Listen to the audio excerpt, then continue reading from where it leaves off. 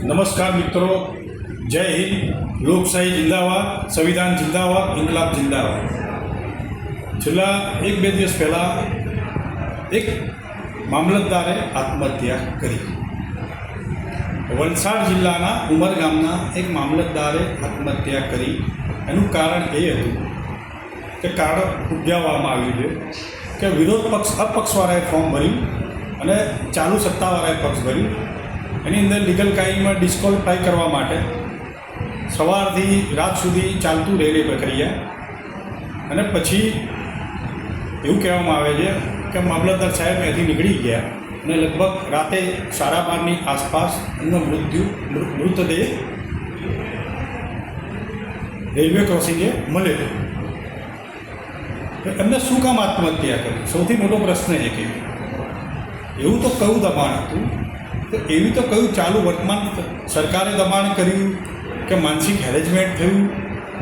એ ઘણા બધા પ્રશ્નો ઊભા થાય છે। પોલીસ તપાસ હજુ ચાલુ છે, તો પોલીસ તપાસની અંદર શું આવે શું નથી આવતું પણ પ્રભુને આપણે એટલી પ્રાર્થના કરીએ કે જે ચાલુ મામલતદાર જે ફરજ બજાવતા હતા ડીસી બ્રાહ્મણ કચ્છ, એમની આત્માને શાંતિ આપે। હવે આપણે એવું તો ના કહેવાય કે એમને ઘરવાળાને હિંમત આપે, પણ કહેવાનું પ્રભુ એમને સાંત્વન આપે।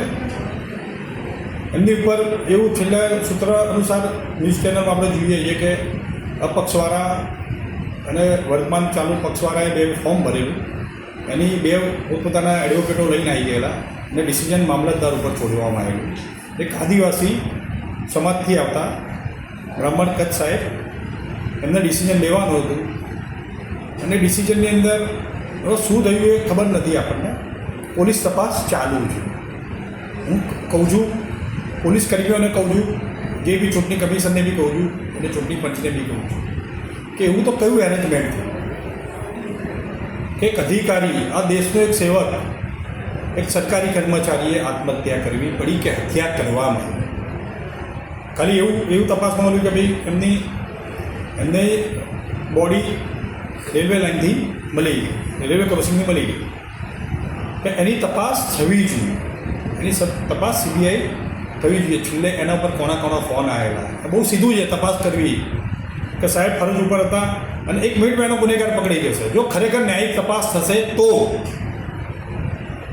આની પહેલાં બી 29 બીઓલો અધિકારીઓએ આત્મહત્યા કરી છે। વિરોધ પક્ષ તો બોલવા તૈયાર નથી, આમ જનતાને તો કોઈ પડી નથી, પણ એ 29માં એમાં તો લોકોના કાગળો ફર્યા છે સોશિયલ મીડિયાની અંદર કે અમે કયા કારણસર આત્મહત્યા કરીએ। તો આ લોકો માટે, સરકારી કર્મચારીઓ માટે કોઈ ન્યાયિક તપાસ નથી કે કઈ એરેન્જમેન્ટના હિસાબે એ લોકો આત્મહત્યા કરે છે, કામના બોજના લીધે કરે છે કે નોકરી જવાના હિસાબે આત્મહત્યા કરે છે, મને એ ખબર ના પડી। 29 બીઓલો આત્મહત્યા કરી એ વાત સાઈડમાં રહી ગઈ અને ચૂંટણીના દોર ચાલુ થઈ ગયા, પણ કોઈ વિરોધ પક્ષ બી નપુંસકની જેમ ચૂપ બેઠો છે। આ દેશની, આ ગુજરાતની પ્રજા બી ચૂપચાપ બેસીને જોઈ રહી છે આ તમાશો। હમણાં જોયું કે ભાઈ બિનહરીફ જીતી ગયા સાબિત પક્ષ, તો એવું કઈ રીતે બને? હું વારે એક જ વસ્તુ કે આ કઈ રીતે બને? મેં એવું કીધેલું એ વખતે બી કે વિરોધ પક્ષમાં ના ગમતો તમને ના ગમતો એ 5 વર્ષ માટે ઠોકી દીધો। જેમ તમે બેલેટ પેપરની અંદર રાખો છો ઈવીએમ મશીનની અંદર કે નાટો, તો એમ બી એવું ઇલેક્શન કરો ને, મને નથી ગમતો આ વ્યક્તિ, પ્રજાના મતની વેલ્યુ તો સમજો। લોકતાંત્રિક પ્રક્રિયામાં જનપ્રતિનિધિ જે છૂટવાનો હોય, મત અધિકાર જે પ્રજાનો છે, તો એમને તો છૂટવાની એ આપો। તમે કઈ રીતે નક્કી કરો કે આ બિનહરીફ જીતી ગયો? એટલે હું એ વસ્તુ પર નથી આવતો। આ આત્મહત્યા કેમ થઈ, કે હત્યા કરવામાં આવી, એની ન્યાયિક તપાસ થવી જોઈએ। બાકી ભગવાન જાણે એની ન્યાયિક તપાસ થાય કે ના થાય, અને વિરોધ પક્ષે અને પ્રજાએ આ પ્રશ્ન ઉપાડવો જોઈએ। અને આદિવાસી સમાજના એક પછાત ફેમિલીમાંથી આવેલા જે ડીસી, માન્ય છે ડીસી બ્રાહ્મણ કચ્છ સાહેબ, એમના સમાજે તો આની તપાસ કરવી જોઈએ, સરકાર સામે આંદોલન કરવું જોઈએ કે ભાઈ એવું તો કયું દબાણ હતું। અને હજુ વારે કહું છું કે છેલ્લે આમની પર એ દિવસના કેટલા ફોનો આવે છેલ્લી ઘડી સુધી, એ લોકોને તાબામાં લેવા જોઈએ અને સીબીઆઈ તપાસ થવી જોઈએ કે એવું તો કેવું કરી શકે। તો તમે એવું જોશું કીધું રેકોર્ડિંગ થાય છે, બહુ સરકાર માટે બહુ ઈજી વસ્તુ છે, પોલીસ કર્મી માટે બહુ ઈજી વસ્તુ છે। અને જો આ સિલસિલો ચાલુ રહ્યો તો લોકશાહીનું તો ખૂન થતું આપણે જોઈ રહ્યા છીએ. ચાલુ ઇલેક્શનમાં લોકોના ફોર્મ ખેંચી લે, જબરદસ્તી ફોર્મો ખેંચવામાં આવે છે. અમુક લોકોના ટેકેદારોના ફોર્મ ખેંચી, અમુકને ધાક ધમકી આપી નાખે.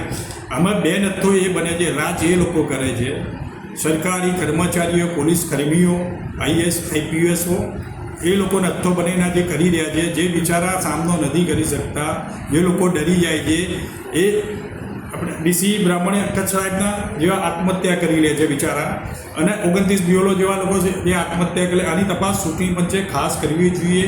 આ તપાસ ન્યાયિક હોવી જોઈએ.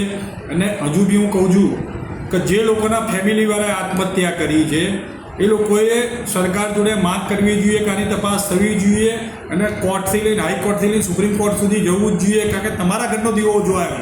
સરકારને કોઈ ફરક નથી પડતો કે પ્રજાને કોઈ ફરક નથી પડતો, પણ માનવતાની દ્રષ્ટિએ હું તો કહું છું વિરોધ પક્ષે જોડાઈ જવું જોઈએ. ચૂંટણી સાઈડમાં ગઈ અમને અત્યારે એ જગ્યાએ એ ઉમરગામની અંદર, વલસાડની જિલ્લાની અંદર જે ઉમરગામ છે એની અંદર ચૂંટણીનો બહિષ્કાર કરવો જોઈએ. બધા અધિકારીઓ ભેગા થઈને સરકાર સામે આંદોલન કરવું જોઈએ. જેમ કે પૂર્વ સંજીવ ભટ્ટ સાહેબ, જેમને વિરોધ કર્યો સરકારનો, તેમને જેલમાં નાખી દીધા. નીલમબેન મકવાણા આજે ક્યાં છે ખબર નથી. છેલ્લે ગોપાલ ઇટાલિયા જેવા લોકોએ પ્રતિકાર કર્યો. હું ગોપાલ ઇટાલિયાને સેલ્યુટ કરું છું કે એ પોતે પોલીસની ફરજ બજાવતા હતા, એ નોકરી છોડી અને સરકાર સામે ઊભા રહ્યા અને સરકારની પોલમ ખોલી. એટલે જે બી અધિકારીઓ, હજુ બી કહું છું, જે બી અધિકારીઓ, પોલીસ કર્મીઓ આત્મહત્યા કરતા પહેલાં 100 વાર વિચાર કરજો. તમારા પરિવાર સામે જોજો, દેશ સામે ના જોવો તો કંઈ નહીં. અને આ સરકારની સામે તમે પડજો જેમ ગોપાલ ઇટાલી અને સંજીવ ભટ્ટ પડેલા. કુદરત એનો ન્યાય કરે છે, અને કુદરત ઉપર મને ન્યાયતંત્ર ઉપર તો હવે ભરોસો રહ્યો જ નથી, પણ કુદરતના ઉપર મને બહુ ભરોસો છે, વિશ્વાસ છે. એટલે આની તપાસ તમે સામે લડજો, પણ આવી રીતે આત્મહત્યા ના કરતા. વચ્ચે મેં એક વાર બોલેલો આની અંદર પેટ્રોલના ભાવ વધ્યા હતા, જેમ 29 બીઓલોનો ભોગ લેવાયો, એમાં આ સિલસિલો ઇલેક્શન આવતા કોઈ પોલીસ કર્મીઓ અને IAS IPS કોઈ મામલતદાર કે તલાટી આવી રીતે આત્મહત્યા ના કરે. આત્મહત્યા કરતાં પહેલાં 100 વિચાર કરજો. તમે તમારા પરિવાર માટે વિચારજો. ભલે સરકાર સામે પડવું પડશે, પણ ભગવાન ઉપર ભરોસો કરી અને સરકારની સામે લડજો. પણ આ દબાણ સુધી આવ્યા છો, લોકોને ખબર પડે કે શું ચાલી રહ્યું છે આ ગુજરાતની અંદર. એટલે આ વસ્તુ મારી ધ્યાનમાં રાખજો. આજે મારે નહોતું આવું, પણ મારે આવું પડ્યું. જ્યારે આમનું બધું મેં વાંચ્યું, ત્યારે સાંભળ્યું, ત્યારે કે ખરેખર એક દેશનો આપણે એક જિલ્લાના, એક ગામના મામલતદાર, આજે જે મેજિસ્ટ્રેટનો હોદ્દો ધરાવતા એવા વ્યક્તિ કહેવાય, એમના આત્મહત્યા કેમ કરવી પડી, એના માટે મારે આવું પડ્યું. જે લોકો મને સાંભળે છે, ખરેખર આ વસ્તુ શેર કરજો. કાલ ઉઠીને સામાન્ય પ્રજા બી આત્મહત્યા તો કરે જ છે. આવી રીતે કોઈ અરેન્જમેન્ટ થાય નહીં, આવી રીતે આત્મહત્યા કરવી ના પડે, એના માટે હું તમારી સામે આવેલો મિત્રો. એટલે આ વસ્તુ, આ વિડીયોને જેટલો બને એટલો શેર કરો અને જન આંદોલન કરો. પ્રજા માટે કરો, કર્મચારીઓ માટે કરો. કારણ કે એકતું રાજ ચાલે છે, ઠોકશાહી રાજ ચાલે છે, લોકશાહી જેવું રહ્યું નથી. એટલે મારી આ વિડીયોને શેર કરજો, અને બને એટલો સાથ સહકાર પોલીસ કર્મીઓ અને અધિકારીઓને આપજો કે અમે તમારી જોડે છે, તમારે આવું કંઈ કરવાની જરૂર નથી. હું કહું સામાન્ય જનતાને કહું છું, પ્રજાને કહું, મહેરબાની કરી અને એમને સમજાવજો કે અમે તમારી જોડે છે, અને આપણે ન્યાયતંત્ર ઉપર અને ભગવાન ઉપર વિશ્વાસ કરીશું. જય હિન્દ, જય ભારત માતા કી જય.